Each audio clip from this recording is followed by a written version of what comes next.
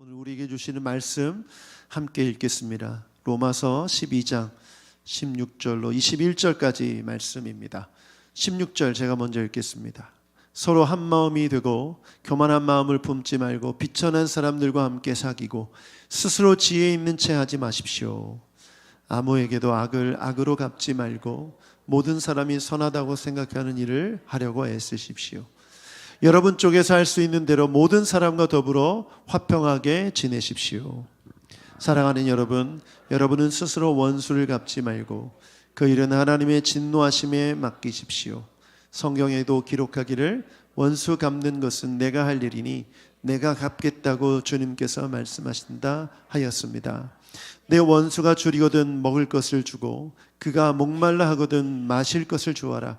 그렇게 하는 것은 내가 그의 머리 위에다가 숯불을 쌓는 셈이 될 것이다 하였습니다. 악에게 지지 말고 선으로 악을 이기십시오. 아멘. 아멘. 지난주 우리는 복음과 타인이라는 제목으로 말씀을 들었습니다. 우호적인 타인, 내 주변에 나를 잘 대해주고 나와 가까운 우호적인 타인이 있죠. 성도들이 그 사람들이고 또 지인들과 손님들일 수 있습니다. 그런데 반대로 적대적인 타인이 있어요. 나를 핍박하고 방해하고 괴롭히는 타인. 그 우호적인 타인은 당연히 우리가 잘 대해주고 대접해야 되지만 적대적인 타인까지도 성경은 뭐라고 말합니까? 그들을 저주하지 말고 축복하라고 얘기합니다. 어떻게 이게 가능합니까? 답은 예수님의 마음이죠. 예수님의 마음을 품을 때만이 악한 사람들에게도, 나를 박해하는 사람들에게도 예수님의 사랑으로 나아갈 수 있는 것이죠. 그리고 더 나아가 예수님의 마음을 품고 기뻐하는 사람들과 기뻐하고 슬퍼하는 사람들과 함께 슬퍼할 수 있습니다. 이번 주에는 지난주에 나눴던 이 말씀과 이어져서 2편입니다. 2편. 말씀 제목을 고민하다가 이렇게 제목을 정했어요. 복수는 나의 것입니다. 느낌 물음표가 있습니다. 복수는 나의 것이냐지 아닌지는 쭉 들어보시면 알 거예요. 제가 설교 제목을 고민을 좀 많이 합니다. 예전에 제가 흔들려야 갈 때다라는 제목으로 설교를 했더니 자주 얘기하시더라고요. 기억이 많이 남았나 봐요. 설교 내용은 별로 기억이 안 나는데 제목은 기억나나 보더라고요. 그래서 고요한 전사님이 그 다음에 나중에 기회가 있을 때 설교하실 때 흔들리는 갈대를 붙들어 주시는 하나님 뭐 이런 제목으로 말씀을 또 하셨더라고요. 저도 그 기억이 나서 제목에 고민을 많이 하는데 제가 오늘 제목은 복수는 나의 것이라고 잡아봤습니다. 우리가 나와 타인과 살아가죠. 이 타인의 관계는 뗄래야 뗄 수 없습니다. 그렇다면 이 관계 속에서 나는 어떻게 살아가느냐, 이것은 정말 중요하죠. 내가 예수님을 믿기 전에는 내 마음대로 손절하고 관계 끊고 안 만나고 연락 차단하고 그렇게 살아가면 됐지만 예수 그리스도를 믿고 구원받은 삶은 달라야 한다는 것이죠. 그렇게 하지 말라는 것입니다. 그 관점으로 오늘 말씀을 보면 내가 성도들과의 관계 속에서 또 악인들의 관계 속에서 또 원수 같은 사람들에게서 어떻게 태도를 취해야 되는지를 배울 수 있습니다. 첫 번째, 교만한 마음을, 교회는 한 마음을 품어야 됩니다. 우리가 타인과 관계를 맺고 살아갈 때 특히 성도들 간에 한 마음을 품어야 된다는 것을 말하고 있습니다. 16절을 함께 읽어보죠. 16절입니다. 본문의 16절 시작. 서로 한 마음이 되고 교만한 마음을 품지 말고 비천한 사람들과 함께 사귀고 스스로 지혜가 있는 채 하지 마십시오. 자, 말씀을 잠깐 띄워주시면 여러분 이 문장을 보면 서로 한 마음이 되고 쉼표가 있지 않습니까? 콤마. 그 다음에 또 두 번째 콤마 마침표 있습니다. 한 문장인데 콤마로 이루어졌어요. 제가 이 말씀을 자세히 보면서 그런 생각이 들었어요. 이것을 따로따로 볼 수도 있습니다. 전혀 다른 문장으로 이어서 말하기 위해서 콤마를 붙였다고도 볼 수 있지만 저는 기도하면서 보는 하나님의 마음은 서로 한 마음이 되기 위해서 해야 될 일을 열거한 거라고 생각해요. 서로 한 마음이 되기 위해서 뭐 해야 됩니까? 교만한 마음을 품지 말아야 되고, 비천한 사람들과 함께 사귀어야 되고, 스스로 지혜 있는 채 하지 말아야 됩니다. 그래야 서로 한 마음이 될 수 있다는 거예요. 자, 우리 새노래교회가 성도들 간에 함께 모였습니다. 우리가 하나 되기 위해서 뭘 해야 돼요? 교만한 마음을 품지 말아야 돼요. 비천한 사람들과 함께 사귀어야 되고, 스스로 지혜 있는 채 하지 말아야 되는 거죠. 그런데 이 본문 말씀을 개역개정에서는 이렇게 번역하고 있어요. 16절 개역개정 읽어보죠. 시작. 서로 마음을 같이 하며 높은 데 마음을 두지 말고 도리어 낮은 데 처하며 스스로 지혜 있는 채 하지 말라. 높은 데 낮은 데. 근데 이거를 새 번역에서는 교만한 마음 비천한 사람 이렇게 번역했어요. 조금 더 구체적으로 특정해서 번역한 거죠. 왜 이렇게 번역했는가? 왜 이 말씀이 있는가? 여러분, 이 높은 데 낮은 데 마음을 둔다는 것은 그 당시 있었던 신분 제도를 기억하셔야 됩니다. 로마 교회 또 초대교회가 있었던 시절에는 신분 제도가 있었습니다. 한 교회 안에 귀족과 노예가 함께 신앙생활을 했던 거예요. 당연히 엄연히 신분 제도가 있어서 귀족들에게 주인에게는 노예는 재산입니다. 재산. 값이 매겨지고 내가 마음대로 처분할 수가 있어요. 그 노예가 마음에 안 들고 죄를 지었으면 바로 그냥 죽여도 전혀 문제가 되지 않는 시대였습니다. 당연히 이 귀족들이나 주인들은 교육 수준이나 생활 환경이 달랐을 것이고, 노예나 이런 비천한 데 있었던 사람들은 정말 낮은 삶을 살 수밖에 없었던 거죠. 그런데 교회에 함께 예수님 때문에 한 형제 자매가 된 거예요. 여러분, 문제가 있었을까요? 없었을까요? 당연히 문제가 있죠. 여러분, 우리가 조선시대에 한국 교회가 세워졌을 때 어떤 문제가 있었는지 우리 역사를 좀 공부해보면 금방 압니다. 거기에 신분 제도가 아직 남아있었던 시절이었기 때문에 양반하고 중인하고 소위 상놈이라고 부르는 백정들, 이런 사람들이 함께 교회를 이루게 된 거예요. 문제가 왜 없었겠습니까? 한 공간에서 예배 드리는 것, 이게 정말 힘들었기 때문에 앉는 자리조차 구분하고, 남자와 여자 구분하고, 양반들이 앉는 자리, 노예들이 앉는, 종들이 앉는 자리가 다 구분되었던 거죠. 여러분, 바울 사도는 그 얘기를 하고 있는 거예요. 지금 그런 모습은 주님이 원하시는 모습이 아니다라는 거죠. 자, 그러면 질문이 생겨요. 누가 하나됨을 위해 노력해야 됩니까? 낮은 사람입니까? 높은 사람입니까? 노예가 노력해야 됩니까? 아니면 주인이 노력해야 됩니까? 주인이 노력해야죠. 물은 높은 데서 낮은 곳을 흐르죠. 힘이 있고 권력이 있고 명예와 돈이 있는 사람이 자신의 위치에서 흘려보내야 됩니다. 그 마음을 열고 낮은 데로 흘려보내야만 그게 이치에 맞는 것이죠. 그렇게 해야만 뭐가 된다? 하나가 될 수 있다는 거예요. 그러므로 누가 먼저 다가가야 되는가? 스스로 자기가 높다고 생각하는 사람, 가진 게 있다고 생각하는 사람, 배웠다고 생각하는 사람이 먼저 낮아지려고 노력해야 하는 거예요. 부자가 가난한 사람에 다가가야 되고, 지위가 높은 사람이 지위가 낮은 사람에게 다가가야 하는 거죠. 이게 예수님이 보여주신 모습이죠. 하늘 보좌를 버리셨대요. 가장 높은 곳에 앉으신 왕이신 예수님이 그 보좌를 버리고 이 땅에 내려오셨다는 거예요. 우리가 예수님 믿고 따르지 않습니까? 그 주님이 하신 것처럼 내가 있는 위치에서 나보다 낮은 곳으로 가야 하는 것이죠. 그런데 인간은 죄인이기 때문에 본능적으로 자기가 있는 곳에서만 머물려고 해요.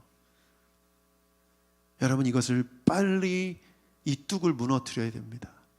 그 에어리어를 벗어나야 돼요. 제가 전에 남편이 약사이고 아내이신 분과 지속적으로 기도 제목을 나누며 상담을 해준 적이 있는데, 그분의 자녀 얘기를 하면서 제가 충격적인 얘기를 들었어요. 비슷한 재산과 또 학교, 학군, 그리고 비슷한 직종에 있는 사람들끼리 모임이 있다는 거예요. 꽤 큰 네트워크가 있는데 이 사람들끼리 뭘 하냐면 시집장가를 보낸대요. 결혼을 시키는 거예요. 비슷한 사람들끼리 서로 연결시켜서 결혼을 시키면 비슷한 수준의 어떤 경제력이나 환경이나 이런 걸 유지할 수 있다고 생각해서 그렇게 한 거죠. 그런데 그분은 그 모임에서 결혼 안 시키고 잘 모르는 그 모임이 아닌 데서 추천받은 사람은 결혼해서 결혼이 어렵게 됐다 이 얘기예요. 제가 그 얘기를 듣는데 두 가지 다 놀라운 거예요. 그런 모임에서 그렇게 사람들이 그렇게 네트워크를 맺으면서 살아가고 있다는 것도 제가 충격이고, 거기서 벗어난 사람과 결혼시켜서 문제가 됐다고 생각하는 그 생각도 충격인 거예요. 여러분, 인간이 왜 이럴까요? 왜 이럴까요? 여러분, 인간은 죄인입니다. 가진 것을 놓지 않으려고 하고 얻은 지위를 내려놓지 않으려고 해요. 이것이 인간이 가지고 있는 죄성인 거죠. 이것만 있습니까? 이 당시 로마 시대 때 스콜라 철학이 유행했기 때문에 스스로 지혜 있다고 말하고 똑똑한 말하고 논리와 이론을 얘기하는 사람이 인기를 얻던 시대였어요. 광장이라고 하죠. 광장에서 누구든지 그 단상에 올라가서 웅변을 하면 사람들이 돈을 주고 따르고 이런 시대였어요. 당연히 이런 문화가 교회에도 영향을 미쳤겠죠. 교회 중에 어떤 사람이든 일어서서 이게 하나님의 말씀이라고 말하면서 가르치면 그 사람한테 눈길이 확 쏠리는 거예요. 사실 우리는 예수님의 말씀과 하나님의 말씀을 따르고 그분을 따르는 사람들인데 자꾸 사람의 논리와 사람에게만 집중하게 되는 그런 모습이 있었던 거죠. 좋은 예가 고린도 교회죠. 고린도 교회가 파벌이 나눠져서 싸운 거 아시죠? 나는 바울파다, 나는 아볼로파다, 아니야 나는 베드로파다. 왜? 베드로가 예수님의 수제자니까 최고야, 최고. 어떤 사람은 나는 예수님파다, 예수파다, 예수님이 하나님의 아들이니까. 어떤 파는 나는 무파다, 파가 없다. 이렇게 파당을 지어서, 당을 지어서 사람들끼리 서로 싸웠어요. 그 중심에 있었던 아볼로파의 특징이 뭐냐면, 아볼로파는요 이런 특징이 있었어요. 아볼로가 중심이 됐는데 이 아볼로는 언변이 탁월했어요. 부럽긴 해요. 언변이 탁월했어요. 목회자들 중에 언변이 탁월한 분들이 있거든요. 설교를 시키면 1시간이건 2시간이건 쭉 설교를 하는 분들이 계세요. 특징은 원고를 준비하지도 않았는데도 그렇게 설교하는 분들을 보면 와, 어떻게 저렇게 할 수 있을까 신기하기도 합니다. 타고난 거죠. 참고로 저는 원고를 준비 안 하면 못하는 스타일입니다. 다 원고가 여기 있어요. 이거대로 하는 거예요. 게다가 이 사람이 알렉산드리아라고 여러분 아프리카 북부에 보면 아주 유명한 도시가 있는데 이 도시에는 엄청난 그 당시에 말로 표현할 수 없는 모든 책들이 모여 있는 도서관이 있었어요. 우리 동네에도 도서관이 있는데 그 도서관이 뭐가 이렇게 중요해? 이렇게 생각하시지만 여러분, 책이 고가품 중에 가장 고가품이었어요. 그 시대에는 서민들은 책 구경도 못 해봅니다. 그래서 조선시대만 해도 책이 꼽혀있는 병풍을 이렇게 그려서 만들어 놓죠. 그게 하나의 어떤 유행처럼 된 이유는 책이 그만큼 비쌌기 때문이에요. 그런데 알렉산드리아 지역에 있는 사람이 똑똑했는데 그 도서관에 가서 누구든지 그 책을 통해서 지식을 습득할 수가 있었어요. 그런데 이 사람이 요한의 제자였다가 바울을 통해서 예수님을 만나게 되고 예수님의 복음을 듣고 그가 고린도 교회에서 사역을 했어요. 언변 뛰어나죠. 지식이 많죠. 설교를 너무 잘하는 거예요. 그랬더니 성도들이 그가 가르치는 복음의 핵심을 따르기보다 누구를 따라요? 아볼로에게 집중하는 거예요. 그러니까 누구를 무시하기 시작해요? 바울을 무시하는 거예요. 바울은 언변이 별로 없었거든요. 바울은 글을 잘 썼어요. 그러니까 사람과 사람을 비교하면서 또 비하하고 낮추는 거죠.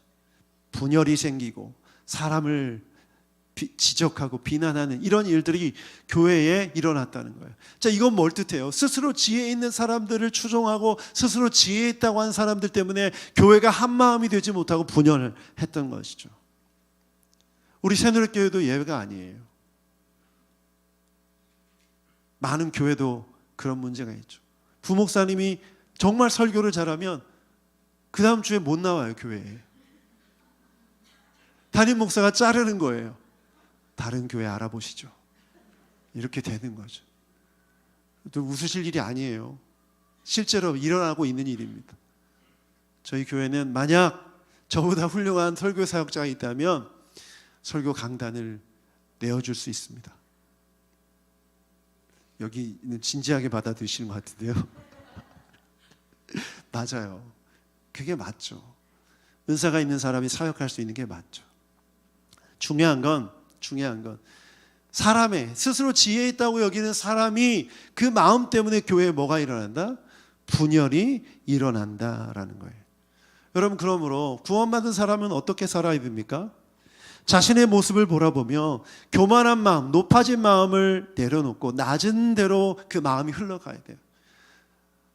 연약한 사람, 불쌍한 사람, 도움이 필요한 사람, 기도가 필요한 사람들에게 여러분의 마음과 여러분의 생각을 열고 다가가는 것, 그것이 우리가 해야 될 일인 줄 믿습니다.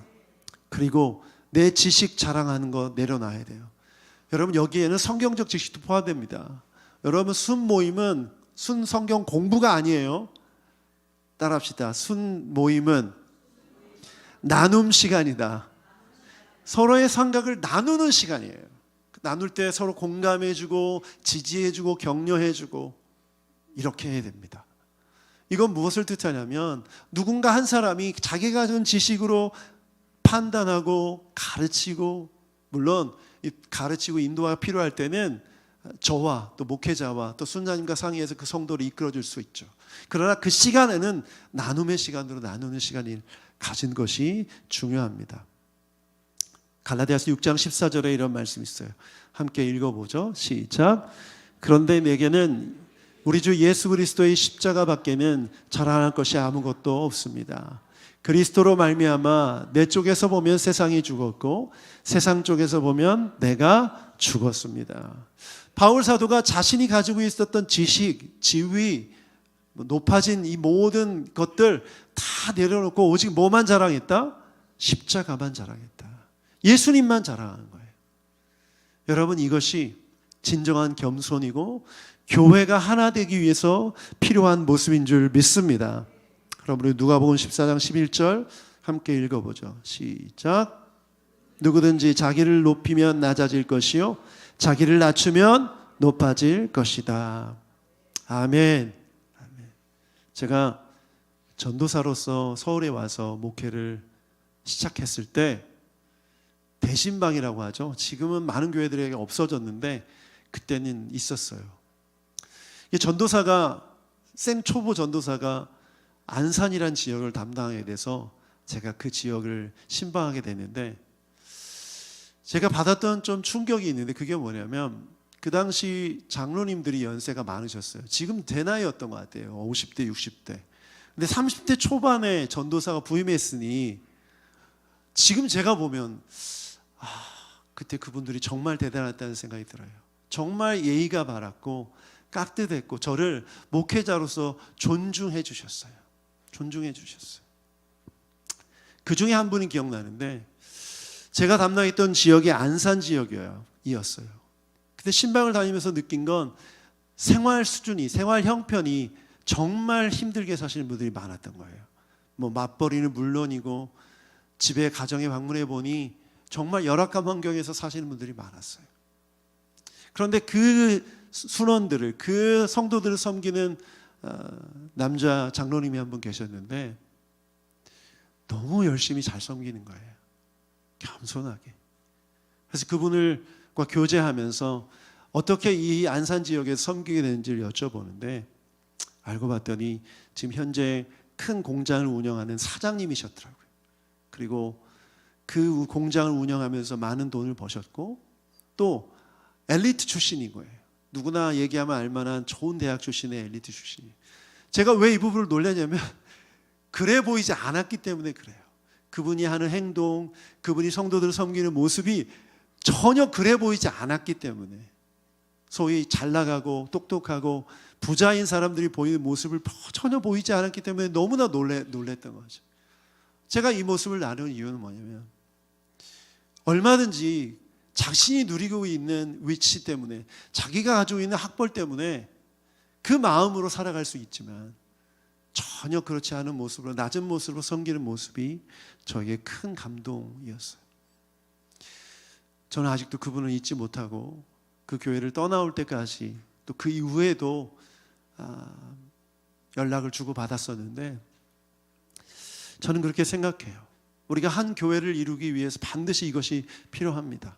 여러분이 어떤 위치에 있는지, 나는 낮은 위치야 라고 생각하지 마시고, 여러분들보다 낮은 사람이 있다는 걸 생각해 본다면 그 사람을 향해서 내가 마음을 열어야 될 줄 믿습니다. 그러면 계속해서 낮은 데로 흘러가면 그 낮은 곳에 충분히 흘러간 그 물들 때문에 우리 모두가 그 물 속에서, 그 은혜의 강의 속에서, 은혜의 호수 속에서, 바다 속에서 모두가 함께 은혜를 얻는 거죠. 우리 새노래교회가 그런 은혜가 있기를 축복합니다. 그러므로 낮은 데로 흘러가게 하기 위해 여러분이 쌓아온 마음의 둑을 무너뜨리십시오. 물을 가둬놓지 말고 둑을 허물어 버리세요. 그것이 여러분의 성격과 기질일 수도 있고, 나는 저 사람들과 어울릴 수가 없어, 이런 나만의 기준일 수도 있고, 여러분의 편견 지식일 수 있어요. 여러분, 그 모든 것들을 허물어 버리는 여러분 되길 축복합니다. 두 번째, 악을 행하는 타인에게 선을 행하십시오. 정말 어려운 말씀이지만 함께 읽어보겠습니다. 시작. 여러분에게도 17절과 18절 읽어보죠. 시작. 여러분에게도 악으로 갚지 말고 모든 사람이 선하다고 생각하는 일을 하려고 애쓰십시오. 여러분 쪽에서 할 수 있는 대로 모든 사람과 더불어 화평하게 지내십시오. 여러분, 이 말씀 어렵게 다가오십니까? 아니면 쉽습니까? 아니면 아무 생각 없습니까? 아무 생각 없는 분들도 좀 계신 것 같아요. 어려운 말씀이죠. 어려운 말씀이에요. 어떻게 악을 악으로 못 갚습니까? 아니, 내 코피를 나게 했으면 나도 코피를 나게 해야지. 한 대 맞으면 두 대 때려줘야지. 또 선한 일을 하기 위해서 애쓰라는 이 말씀 어렵죠. 그런데 저는 이 두 구절 안에 있는 이 표현에 주목하고 싶어요. 17절에 애쓰다라는 표현과 18절에 할 수 있는 대로. 이 말은 뭡니까? 최선을 다해 노력하라는 뜻이죠. 노력하라는 뜻이. 자연스럽게 되는 거면 노력이 필요 없죠. 그렇죠?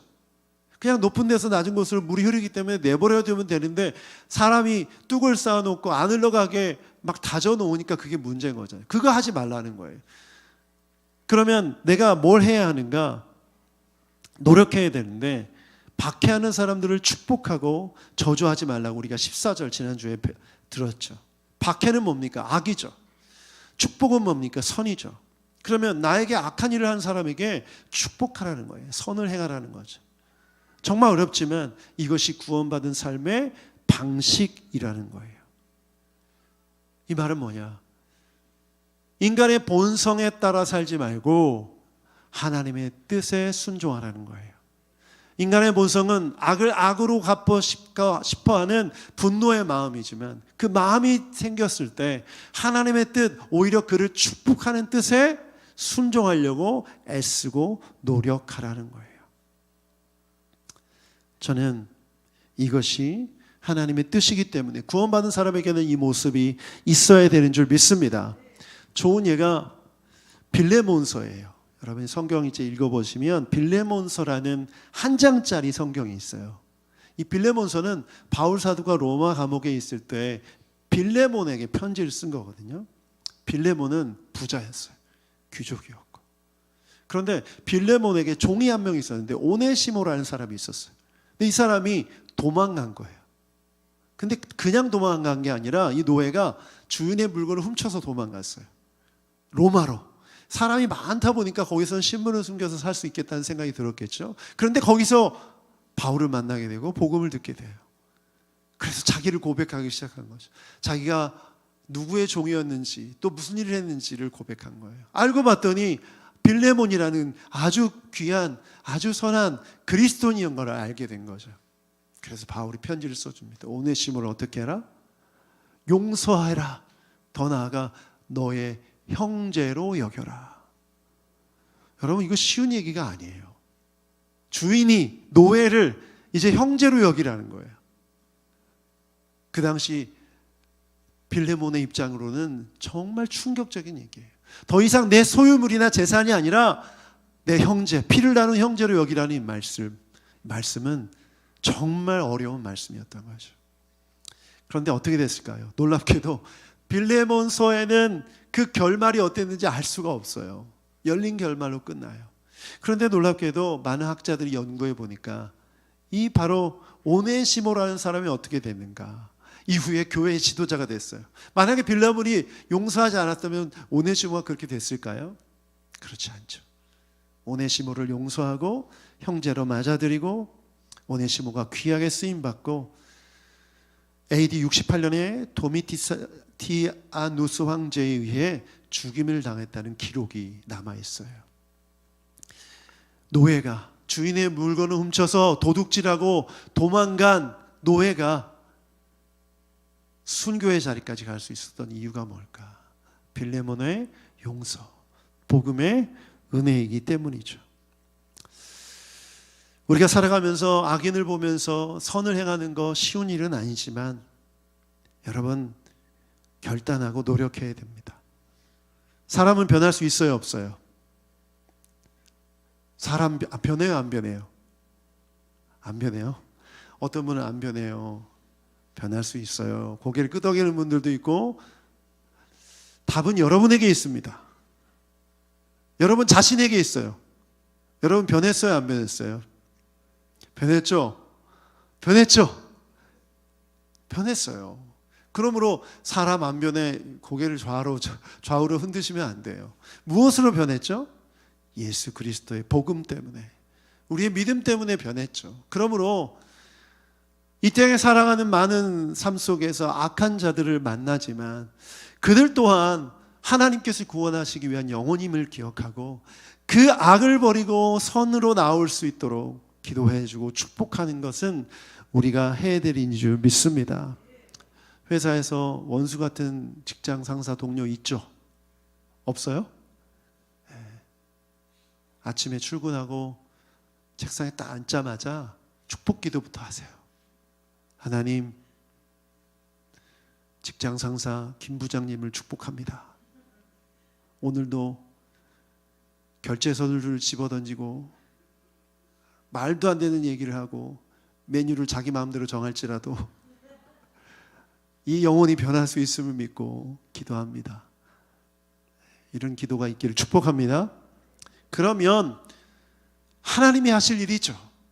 우리가 축복하면 그 복이 그 사람에게 가기 위해서는 하나님께서 그 사람을 만지시고 기회를 주실 때 그가 받아들이고 회개한다면 주님께 돌아오는 거예요. 여러분, 그래서 악한 사람을 만날 때 축복하려고 애쓰고 노력하는 여러분 되길 축복합니다. 세 번째, 심판은 하나님께 맡기십시오. 19절 20절 말씀 함께 읽어보겠습니다. 19절 20절 시작. 사랑하는 여러분, 여러분은 스스로 원수를 갚지 말고 그 일은 하나님의 진노하심에 맡기십시오. 성경에도 기록하기를 원수 갚는 것은 내가 할 일이니 내가 갚겠다고 주님께서 말씀하신다 하였습니다. 내 원수가 줄이거든 먹을 것을 주고 그가 목말라 하거든 마실 것을 주어라. 그렇게 하는 것은 내가 그 머리 위에다가 숯불을 쌓는 셈이 될 것이다 하였습니다. 아멘. 사랑하는 여러분, 걱정과 염려만 하나님께 맡기는 것이 아닙니다. 뭐도 맡겨야 돼요? 심판도 맡겨야 합니다. 왜냐? 원수 갚는 일은 누가 하십니까? 하나님이 하시는 줄 믿습니다. 왜 아멘을 안 하세요? 원수 갚는 것은 하나님이 하시는 줄 믿습니다.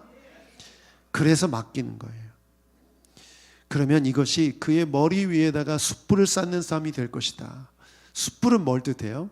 여러분 성경 읽다가 숯불이라는 단어가 나오면 제단을 떠올리시면 돼요. 제물을 바치기 위해서 숯불을 피우잖아요. 그 숯불은 무슨 불이에요? 죄의 용서, 은혜의 불이죠. 그러므로 원수에게, 악인에게 축복하는 일은 무엇을 뜻하냐? 그 머리에 숯불을 얻는 것이다. 내 머리가 아니라 그 머리에.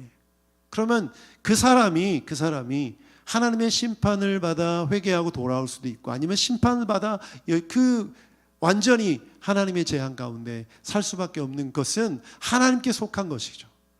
다만 우리가 하는 친절, 우리가 베푸는 선, 우리가 하는 축복은 그에게 하나님의 회개와 용서를 통한 구원의 기회를 주는 것과 같아요. 정말 어렵지만 이것은 우리 주님께서 우리에게 명령하신 하나님의 뜻인 줄 믿습니다.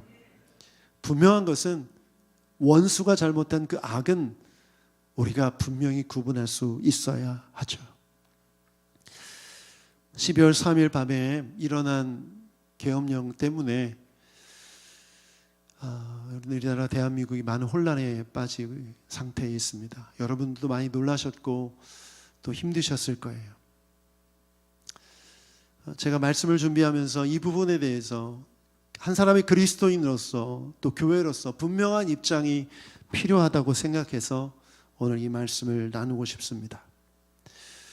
저는 목회자로서 이 대한민국에 살아가면서 하나님이 주신 복 중에 아주 중요한 복이 민주주의와 또 법치주의라고 생각합니다. 우리가 이 나라의 시민으로 살아가면서 이 두 가지 원리를 반드시 지켜야 된다고 생각해요.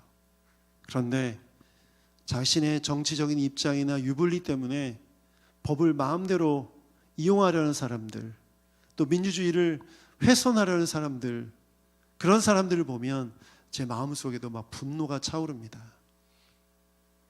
좌냐 우냐, 어느 당을 지지하냐, 이거와 관계없이 이 원칙은 우리가 반드시 중립을 지킬 의무가 있어요. 그런데 마음대로 법을 해석하고 눈에 붙이고 코에 붙이려는 이런 시도들은 사라져야 된다고 생각합니다. 우리 그리스도인도 마찬가지죠. 저는 과거 역사를 한번 돌아봤어요. 이 땅에 복음이 전해진 이후에 수많은 그리스도인들이 목숨을 걸고 신앙을 지켰습니다. 일제시대, 일제강점기, 또 6.25 군사정권과 수많은 여러 가지 일들을 겪으면서도 한국 교회가 이렇게 신앙의 자유를 누리고 찬양하고 기도하고 예배할 수 있었던 것에는 하나님의 역사하심과 은혜가 있었다고 믿습니다. 그러므로 이것을 따로 떼어서요 생각할 수 있는 것은 아니에요. 그렇기 때문에 우리는 한 사람의 시민으로서, 더 나아가 하나님의 백성으로서 분명한 우리의 신앙 고백이 필요합니다. 뉴스를 보면서 정치평론가가 얘기해주는 그걸 받아들일 게 아니라 말씀을 통해서 하나님이 나를 향해서, 이 나라와 민족을 향해서, 교회를 향해서 주시는 말씀을 먼저 받아야 될 수 있어야 된다고 믿습니다. 그래서 4가지 신앙 고백을 나누고 기도했으면 좋겠습니다. 첫 번째, 자막을 띄워주십시오. 같이 읽어보죠. 시작. 우리는 공의의 하나님을 믿습니다. 하나씩 읽어줘. 하나씩. 죄송합니다. 조금 이따 2번 또 할 테니까 하나만 먼저 하겠습니다. 우리는 공의의 하나님을 믿습니다. 여러분, 오늘 이 말씀을 읽으면서 하나님은 반드시 악인을 하나님의 공의에 따라 심판하실 줄 믿습니다. 누가 악인이냐? 누가 선인이냐? 인간은 얼마든지 선함을 위장하고 악한 짓을 저지를 수 있고, 악한 사람처럼 보이는데 선의일 수도 있어요. 여러분, 여러분의 지적 판단을 신뢰하지 마세요. 정말 무서운 겁니다. 그렇기 때문에 뭘 믿어야 돼요? 하나님의 공의의 심판을 믿는 여러분 되길 축복합니다. 그렇다면 내 마음속에 일어나는 분노의 마음, 억울한 마음, 이런 것들을 내려놓고 기다릴 필요가 있어요. 기도하면서 하나님 모실 때 악한 자들이 심판받음을 믿습니다. 하나님의 때에 하나님의 방법으로 그 심판이 이루어질 것을 믿습니다. 믿고 기도하게 하여 주시옵소서. 여러분, 이것이 여러분의 고백, 우리의 고백이 되어야 될 줄 믿습니다. 두 번째, 우리는 함께 읽어보겠습니다. 시작. 우리는 질서의 하나님을 믿습니다. 여러분, 죄는 뭐냐면 하나님이 만드신 그 질서를 무너뜨리는 게 죄예요. 우리가 왜 동성애에 반대합니까? 하나님의 질서를 무너뜨리는 거기 때문이죠. 여러분, 인간의 자유의지에 의해서 선택할 수 있는 건 성이 아니에요. 성은 선택할 수 있는 게 아니에요. 그런데 그것을 인본주의적 사상에 빠져서 인간이 선택할 수 있다고 말하는 건 하나님의 질서를 무너뜨리는 거예요. 그러면 내 주장과 내 뜻을 관철시키기 위해 폭력을 사용하고 불법을 저행하는 건 질서가 아니죠.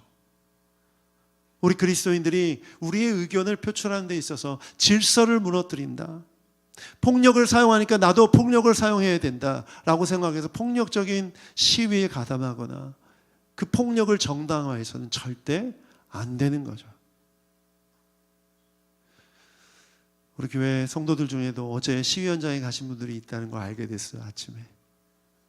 괜찮아요. 자신의 시민으로서 의견을 표현하는 건 좋습니다. 그러나 만약 그 시위가 폭력 현장으로 변질된다면 그건 죄인 거죠. 그 자리에서 떠나셔야 됩니다. 그런데 너무나 신기한 게 군중심이라는 게 있어요. 휩쓸려 가는 거죠. 그들이 외치려고 하는 구호나 그들의 선동에 우리도 끌려갈 수 있는 연약한 존재라는 걸 늘 생각해야 돼요. 그래서 중심을 잡아야 되는 거죠. 그래서 여러분, 어떤 것이든 하나님이 만들어 놓으신 질서를 무너뜨리는 행위에는 가담하지 마십시오. 그것이 분별이 잘 안 되면 저한테 물어보세요. 저한테 아마 물어보실 것 같아요. 목사님, 그럼 시위 나가도 됩니까? 안 됩니까? 나가셔도 돼요. 나가셔도 되지만 거기서 외치는 구호, 마이크를 들고 외치는 사람들 중에 경도된 사람이 외치는 구호를 분별할 수 있어야 하고, 거기서 만약 폭력적인 일이 벌어진다면 거기에는 가담하지 말으셔야 됩니다. 그 시위 현장을 떠나셔야 됩니다. 아시겠죠? 그리고 여러분이 가진 생각으로 정치적 견해를 설득하거나 강요하지 마십시오. 순톡방에서 그런 정치적 견해를 퍼나르지 마셔야 돼요. 아시겠죠? 여러분, 이것이 교회가 지켜야 될 질서인 줄 믿습니다. 제가 오늘 걱정을 많이 했어요. 순 나눔 가운데 무슨 일이 벌어지면 어떡하나. 오늘 순장님들에게 제가 3번 정도 당부드렸는데 GQS 순 나눔에 충실하길 바랍니다. 자꾸 정치의 정자도 꺼내지 마시고 오늘 제가 말씀드린 이 내용 안에서 나눔을 하시길 바라요. 3번째, 함께 읽어보죠. 시작. 우리는 용서의 하나님을 믿습니다. 저도 정말 미워요. 정말 싫어요. 대통령이 싫다는 얘기예요. 저의 어떤 마음을 솔직하게 표현한 이유는 뭐냐면, 제가 서두에 말씀드렸던 이 질서를, 하나님이 우리에게 허락하신 민주주의와 법치주의를 어기는 그 모습이 너무나 싫어요. 이건 다른 정치인들도 마찬가지예요. 제가 싫어하는 분들 몇 명 있어요. 너무나 뻔뻔하게 이 시대의 법치주의를 거부하고 거절하는 사람들 너무 싫어요. 그게 누구가 됐든. 그런데 하나님은 용서하라고 말씀하세요. 그리고 도리어 그들을 위해 축복하래요.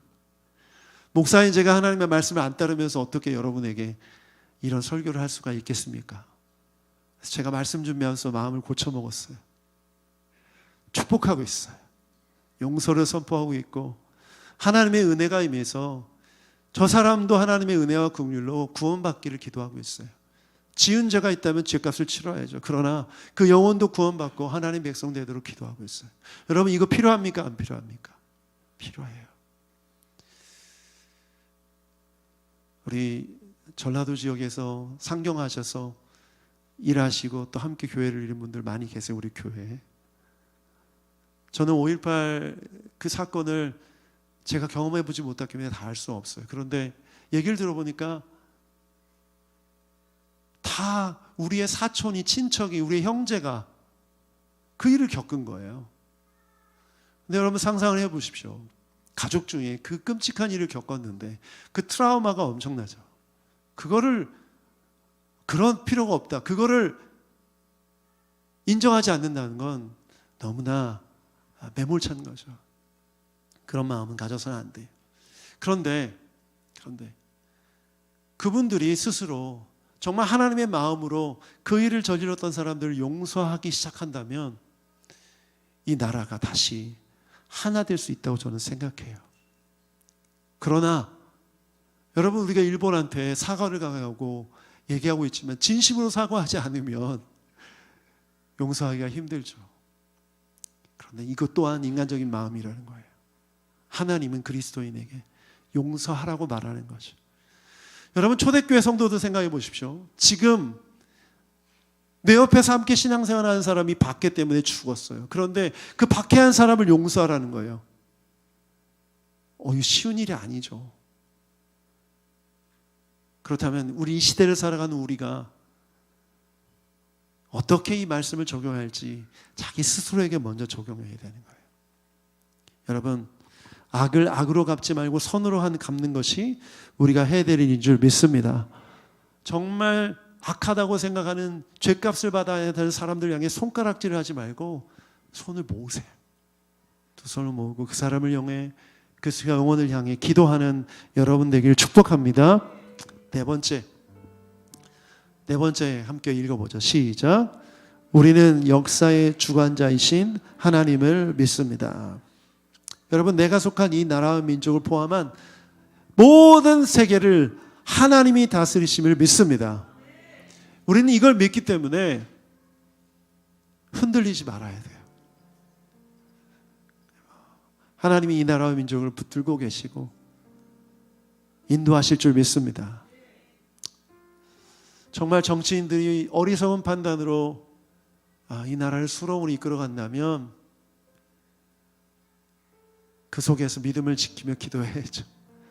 이스라엘 백성들의 남은 자가 그랬잖아요. 어리석은 왕들이 정말 바보 같은 선택을 해서 하나님의 뜻을 거부하고 백성들을 고통 가운데 끌고 갔지만 그 가운데는 남은 자들이 있었어요. 포로로 끌려가도 끝까지 기도하던 사람들, 다니엘과 같은 사람들, 느헤미야 같은 사람들, 스룹바벨 같은 사람들, 그 사람들이 있었기 때문에 하나님의 역사가 계속 흘러갈 수 있었던 것처럼 저는 믿습니다. 우리 모두가 그런 믿음의 사람들이 되어서 이 시대 속에서 나라와 민족을 위해 기도하고 하나님의 다스림을 위해 기도하는 여러분 되길 축복합니다. 저는 초대교회를 떠올리면서 그 교회가, 그 성도들이 뭐 완벽하고 완전했다고 믿지는 않아요. 그러나 그분들을 우리가 존경하고 그분들을 본받아야 할 부분은 바로 이 부분이죠. 박해하는 사람들을 향해 그들과 똑같이 칼을 들고 돌을 들고 나가지 않고 땅을 파고 들어가서라도 그 속에서 기도했던 그 기도가 있었기 때문에 그 어떤 무력보다도 더 강한 기도의 능력으로 지금 오고 오는 세대 우리까지 복음의 능력이 전해질 줄 믿습니다. 그래서 지금 우리가 무엇을 선택하고 기도하느냐에 따라서 우리 다음 세대가 달라져요. 우리 자녀들 어떤 모습으로 신앙생활을 했을지 여러분 생각해 보셨습니까? 우리가 믿음을 지키고 기도하며 이 나라 민족 가운데 하나님의 다스림을 위해 기도할 때 우리 자녀들도 마음껏 주님 찬양하며 하나님의 나라를 바라보며 누리며 살아가게 될 수 있는 줄 믿습니다.